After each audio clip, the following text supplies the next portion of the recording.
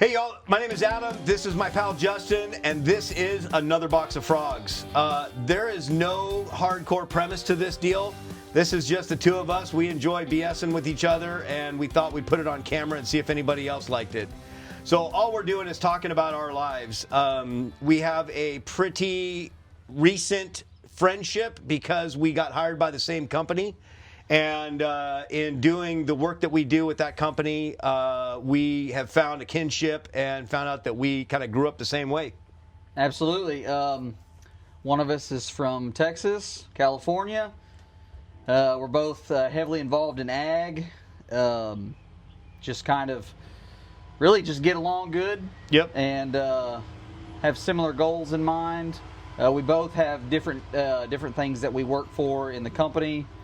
But and there's Maggie and some pups. Yeah, so the basic please idea... don't drink my sweet tea. Little dog slobber. The basic idea is we end up down at the sale barn in East Texas, and our favorite times are going down there for lunch and just BSing. Yep. We're going to apologize ahead for the language, because occasionally we will drop a cuss bomb in there for you. Wow, the dogs are all about this podcast. They are just coming out of nowhere. This is Moose. Moose is our bobcat killer. Yep. He actually had a claw in his eye not too long ago. All right, Moose. That's good. There they go. Yep. Hi, Maggie. Maggie. You're good. Nope.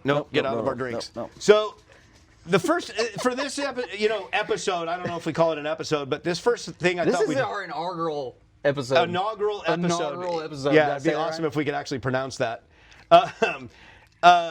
So the first thing we thought we'd talk about, because this is super important to both of us, it's kind of how we got here, but is our family. And in a little bit, I'm going to show you why I kind of picked family as the first topic here.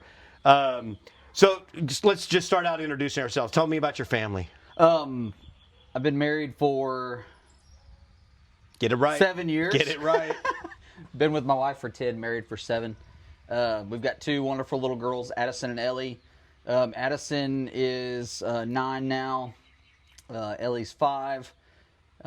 We are slowly brainwashing them to love the land and livestock. Addison recently has had some really big accolades at our county fair. We're still high on that, and we got our State Angus show coming up. Yeah, we're going to talk about that county fair in a few minutes. Yes. My wife is a super huge part of what we do every day as well. Can't do it without her. She milks our cows and does our direct-to-consumer marketing, not only for our farm, Vincent Farms, but also the organization that Adam and I work for. She actually gets to work with Adam quite a bit, and they make a good team. But it's kind of it's very synergistic. Yeah. All of us, and it's just honestly, it's kind of grown to be quite a cool thing. It doesn't even feel like work. Yeah, one thing you'll learn about Justin is he likes to make up words as he goes, because I'm pretty sure synergistic has never been spoken. That is absolutely a word. I don't know. I'm going to need to see that one in print. So, I'm Adam Parks. I have a beautiful wife of 27 years. I've got 3 kids in their 20s. And we are making a big move here out to Texas as soon as we can sell our property in California. Kind of falling in love with the culture and everything about Texas. I really enjoy. We work for a company called Wanted Raw Foods and Axe Decentralized Real Estate. And this is not a promotional podcast or anything like that. You may pick up some stuff. Just giving you some background. Yeah, if you want to check us out, we can drop links and stuff into the comments. But really, this is just our opportunity to kind of share our adventures with everybody. I've been in the ag world, well, since I was born, really, since I was 4 years old. I grew up on a 1,000-acre ranch in California, mostly sheep, and started a butcher shop and meat company with my wife and kids back in 2009. And so my role is I handle all the meat production, sales and marketing for the food company. Justin runs the ranching side of things.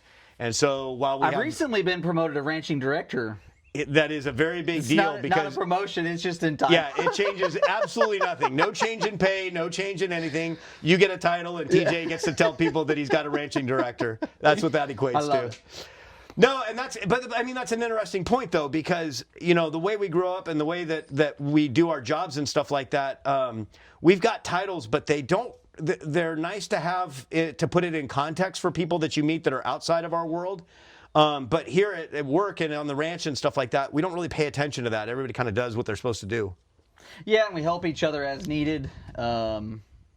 It's fun. It just everybody Yeah. gets along pretty good. If we don't get along, we can talk to one another about it and get through it pretty quick. I mean, whenever you're doing as much as we do and as many moving parts as we have, there's bound to be some kind of conflict. I wouldn't even call it conflict. No, it's like just- fighting with your family, right? You're always going to Yeah. have arguments and stuff like that, but you get through them. Yeah, it's just we can work through it really good. We have a open door policy, open gate policy, and it just works pretty good. We have a good time. Get to do stuff like this. I don't remember who said it, but somebody famous once said that if you love what you do, you never work a day in your life, and that's kind of how I feel about this deal out here. I've been asked a lot about why we're making this huge move. I've been in California my entire life, and why we're making this big move and why I took this job. And the real answer is it allows me to do everything I love about my job and none of the stuff that I hate. And but one of the things that we have super in common is we're both serial entrepreneurs. I got my first paycheck from this company in January of this year, and that was the first check that I had received from somebody else that had taxes and Social Security and stuff taken out since 1998. Yeah. So which makes me old. It's my first job ever. Yeah. Like I've always worked for myself or for my family, and so yeah, getting the taxes taken out, that sucks. That hurts. I was like, I want to holy apologize to all of you that have a regular job out there. I didn't know how bad you had Yeah, it. for real. My sympathies. No, but at the end of the day, if you're doing what you love, you know, it doesn't feel like work. Let's get back to family because, you know, we're very similar in that we grew up working on our respective families' ranches and whatnot. I've got a few years on Justin, and by that I mean he's young enough to Like be a my lot. kid. Wow, just right under the bus. But family, even long before we met, before I knew anything about what we're doing now, when we started our business in California, and I'm sure it's the same for you guys out here, our kids were involved at a very young age. And I know my oldest boy was Jackson was doing farmers markets on his own when he was 12.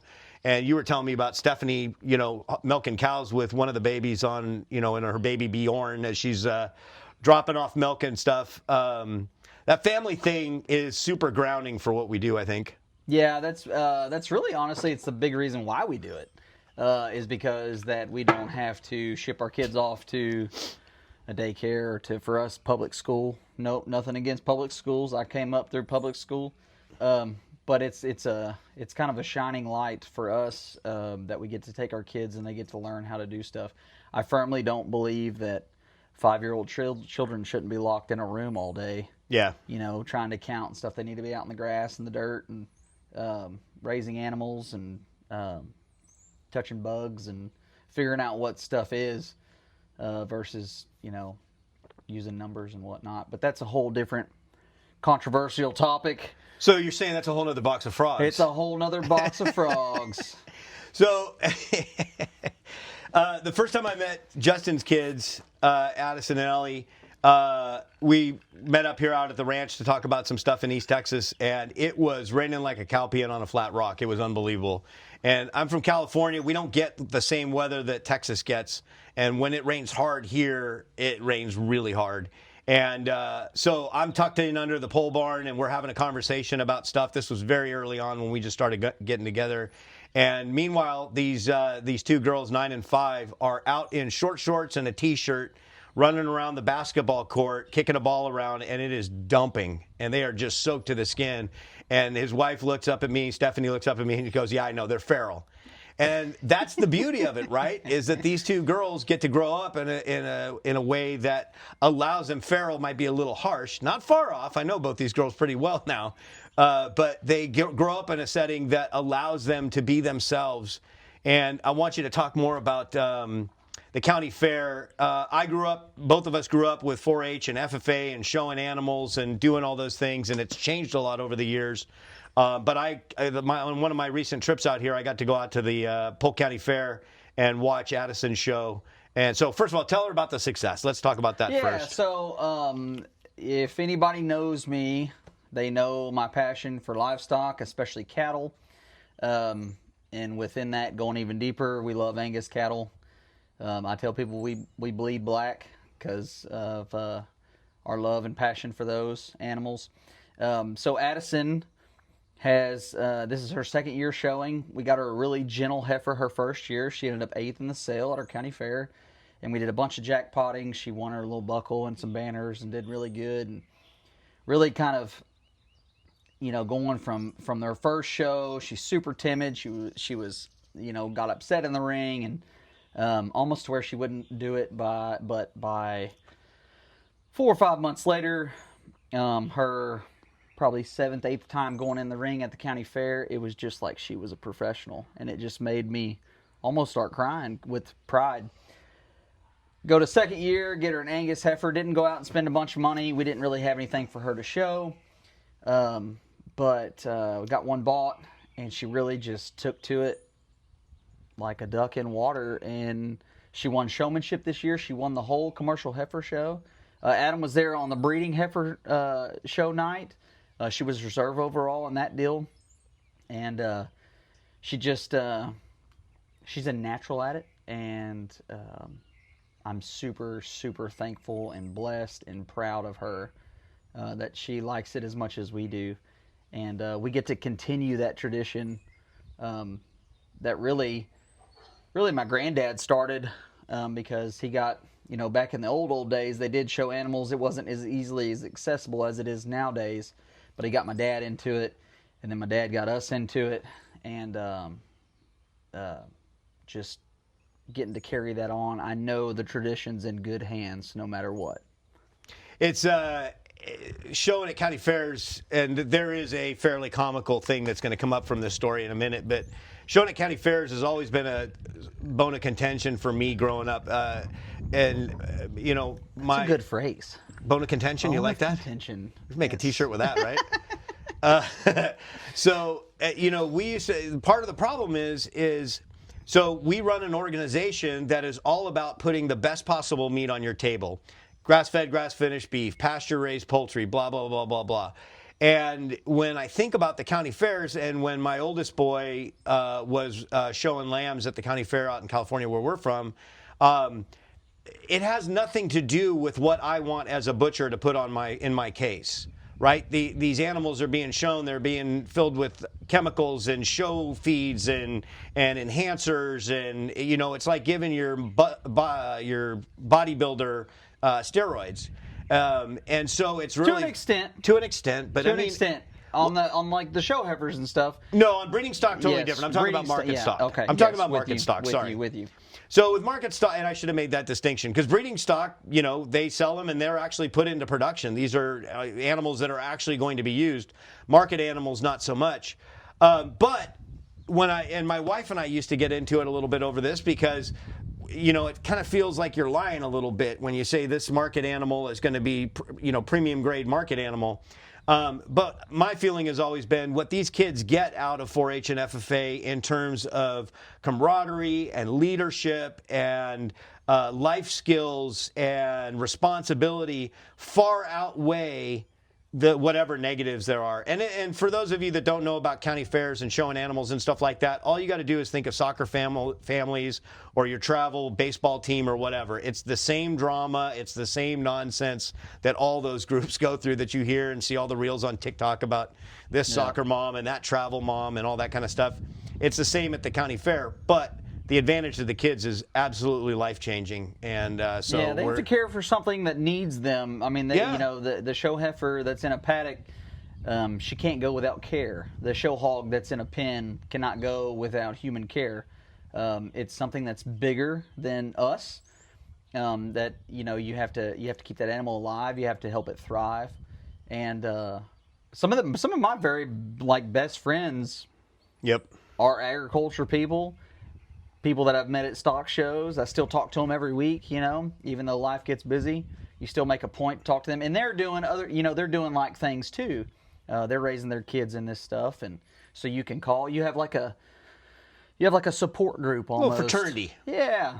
Amongst everybody. And it doesn't start out that way. There's not that goal like, okay, we're going to make all the friends we can and so we can have these lifelong. It doesn't start out that way. It's just kind of, it slowly builds, and you're like, Yeah. man, I like that guy. Man, he really helped me out whenever he didn't have to. Sometimes, and this happened to my nephew this year at the county fair. They only sell like 15 hogs and 15 market lambs, 15 commercial heifers. Well, they also have a couple alternates because you can only sell 2 head. You can show everything you want to, but you can only sell 2 to keep it fair. And whenever you have a friend, and we've done this for people too, but whenever you have a friend that's a first alternate and you have too many animals in the sale, or maybe you just have 2 in the sale and you want to put your money on one of them, and you drop one, and it allows that kid to get in there to make money, there's no better feeling than that. And they're so appreciative. Yeah. And it helps them, if whatever their goals are, if it's for a college fund or if it's so they can show an animal next year because they need to sell their animal to fund their next project. It's just good, wholesome fun.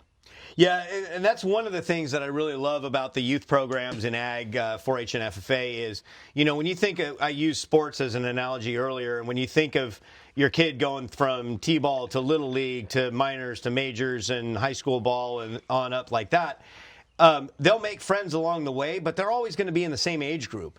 Right, because you've got you naturally transition to the next stage, and all those kids are the same age. And in sports, obviously, that makes sense.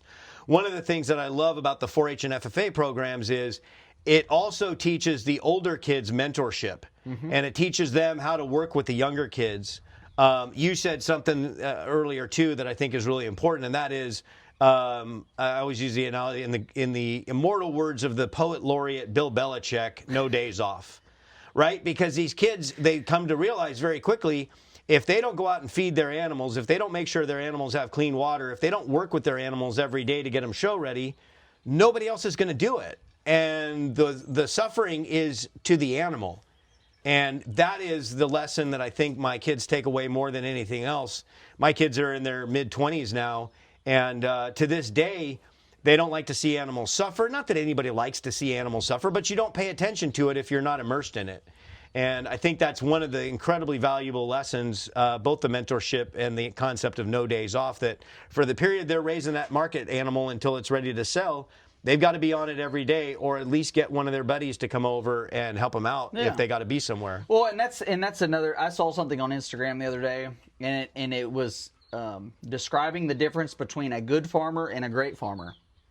A good farmer goes out, let's say they're raising bottle calves, and you got your bottle calves in a barn or in a hut, and a good farmer will go out and acknowledge that, man, these stalls need to be cleaned.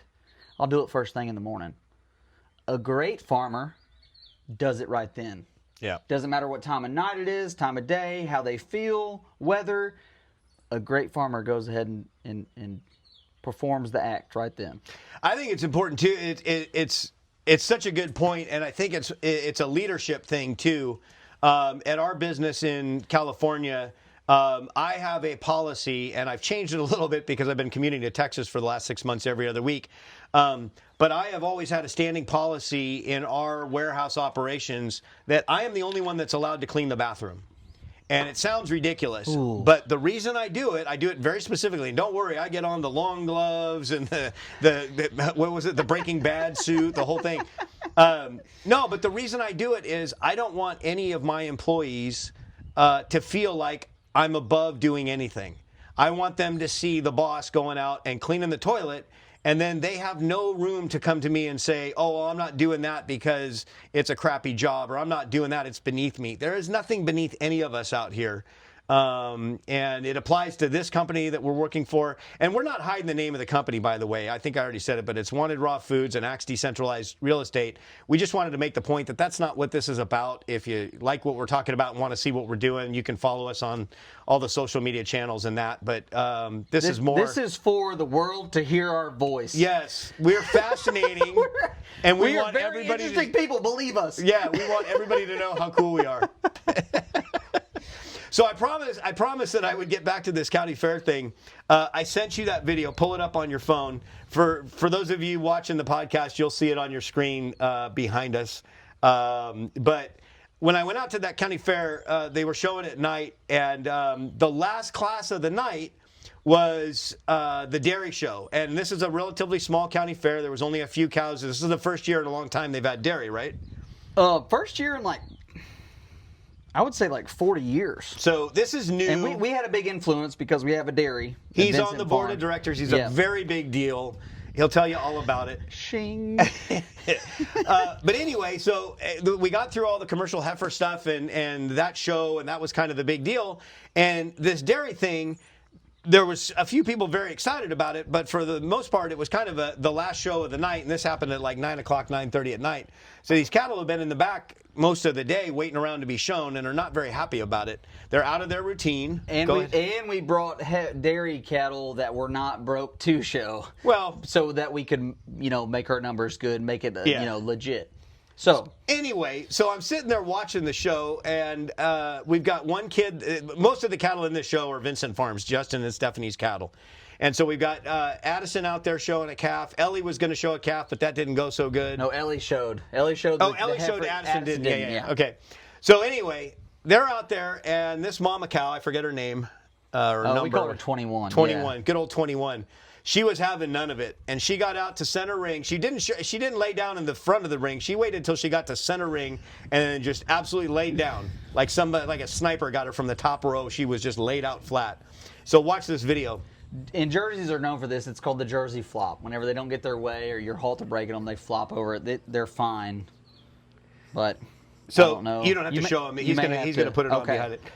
So I want to know a couple things about this. This begs so many questions. Who was the first person that decided that the best way to get a cow up on her feet was to bite her tail? I don't know. It's an old Cherokee trick, is what I say. That's cowboy for, I don't know where it came from, but I do it anyway. You just go at the base of their tail where their switch starts. You go up about 8 inches, and you put it in your mouth, and you bite down. Yeah. It's not like you bite them like you're going to eat them, but I guess it's just primal. It is definitely primal. And flavor always varies depending on the cow. Yes. What she's had to eat that day. This one tasted mostly like grass. But, yeah, so you just give her a little bite on the tail, and she jumped up. It worked.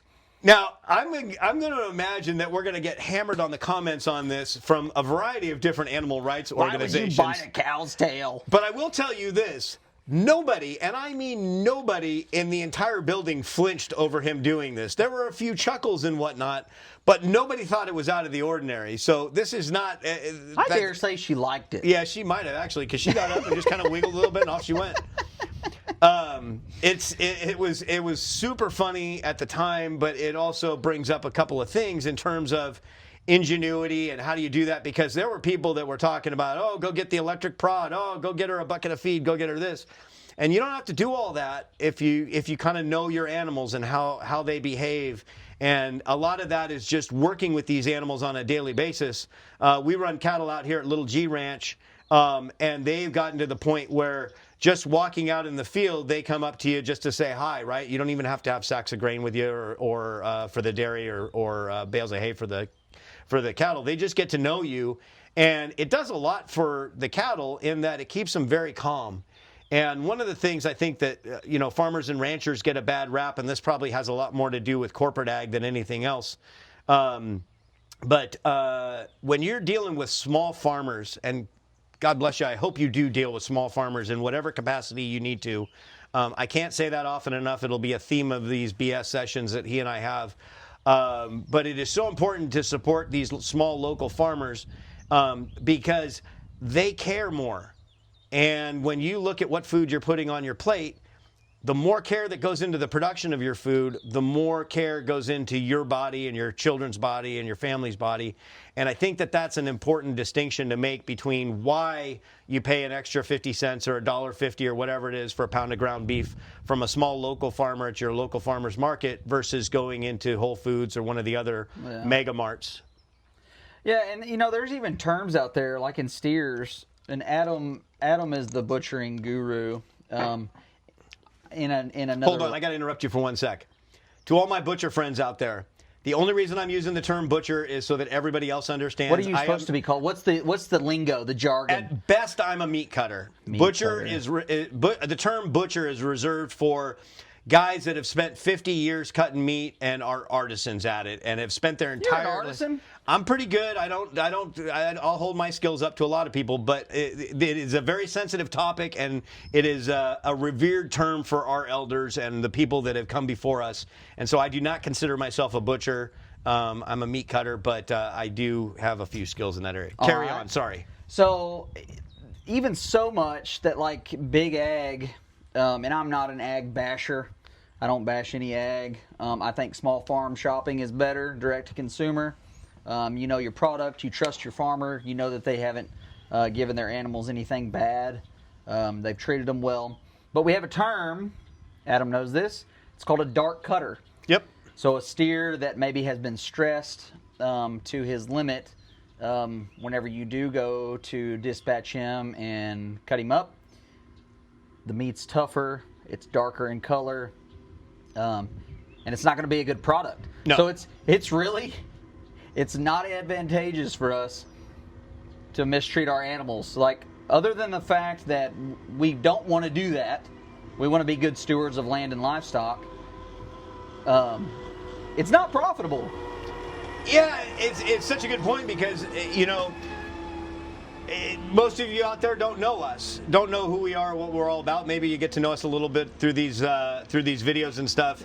But at the end of the day, even if people thought we were total tools, which they may at the end of this, but even if people thought we were total jerks and hated animals and everything, if you think I'm a money-grubbing corporate ag guy, it's still better for me to not mistreat my animals and end up with dark cutters and tough chickens and pigs that have big old welts on them when you butcher them out and stuff like that, because I'm losing product, I'm losing money. Yeah, and they know. Those guys know whenever you take animals in to get them processed, they know if you've been whooping on them.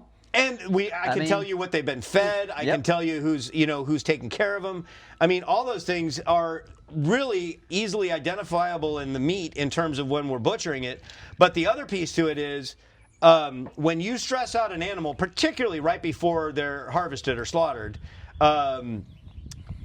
what you're doing is you're putting a whole bunch of endorphins and hormones and stuff, adrenaline coursing through that animal, and then you're locking it in because you're about to slaughter that animal, and now all those chemicals, naturally occurring chemicals, are locked in the meat, and it makes an acidic taste to the meat. It makes the meat much tougher. Adrenaline's one of those that we can all relate to. Yes, fight or flight, all that kind of stuff. That's what they get.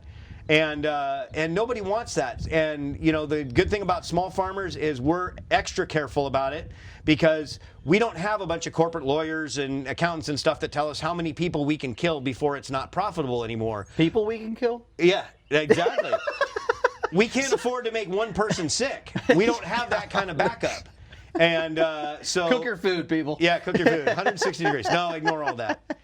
I actually ate a pork chop rare the other day. If you get good quality pork that is well fed and well tended to, I thought it was delicious. Nothing wrong with that. You do not have to cook. The only time you have to cook meat to the recommended. What was the thing? What's the name of that? I should know this. I apologize. Whenever they first started cooking pork to 165 or whatever, what was it? What were they trying to cook? Trichinosis. Trichinosis. Yeah. Trichinosis. Yeah, that's not even a thing hardly. I mean, anymore. No, but I mean, if you're buying factory farm meat, I would highly recommend that you cook it to the right temperature, to the temperature that they tell you to on the package at the mega marts that you get them from. But if you're buying from your local small farm to, Bob Smith down the road that you bought a half a hog from, you don't have those problems. We've got our babies are running out here. We've got probably 8 litters now of new hogs out here. And by keeping them out on pasture and keeping them out in the fresh air and sunshine, we're eliminating the chance of any of those pathogens because they develop a gut system that can handle when, just like you and me, pigs actually have a very similar gut to humans. And if you give them probiotic stuff and get them out in the dirt, just like we were talking about with your kids, you let them play in the dirt, you let them get their hands in manure and whatnot. You actually need that. It builds up antibodies. The hogs need, because they don't get their minerals from anywhere else but the soil. Yeah. So they need to be able to root. Whenever you take that out and you put them on slats or concrete, supplementation has to happen, and that's never as good as the real thing, right? No, and in future episodes, we're going to talk a lot about ag terminology. It definitely is a frustration for all of us. Can I just go ahead and say one right quick? You may. That just my number one pet peeve. He's got about 47 number one pet peeves, by the way, so buckle up. It's my first my first of 47 of 192. All right, humans eat food, livestock eat feed. Oh man, I will run somebody off if they say the hogs are out of food. The cows are out of food. What are you talking about? They eat feed. Oh man. That's a big deal. Now, and the thing you got to understand why this is funny is because there's no rhyme or reason to it. There's no reason that it's important that we call it feed versus food. It just is the way it's done. And if we had not picked the name Another Box of Frogs for this podcast, that's just the way it's been done. Was probably the second choice for it. Yeah. By the way, that Another Box of Frogs came from, just so that everybody's going to ask where it came from. Well, you tell the story. It's your story. Well, I don't know. We were over here at the bunkhouse, and I don't even remember what we were talking about. No, it was your buddy outside of our organization. Your buddy used it, and then you dropped it at the launch event. Oh yeah, and then we were okay. I don't remember when he said it. You put me on the spot. I'm going to do that a lot. We were at the bunkhouse, and we were just like, we're kind of having a semi-serious conversation. I was like, no, that's a completely different box of frogs, and. Pretty much everybody lost it. Nobody had ever heard it before. And it's just so random and weird. But that's which pretty much describes us. Yeah, we are random and weird. Yeah. In a good way, I think. I think so. But, you know. Hey, that's probably enough for today. So if you like this, comments are welcome. Bash us if you want. The comments, productive ones in particular. What do you want to hear about?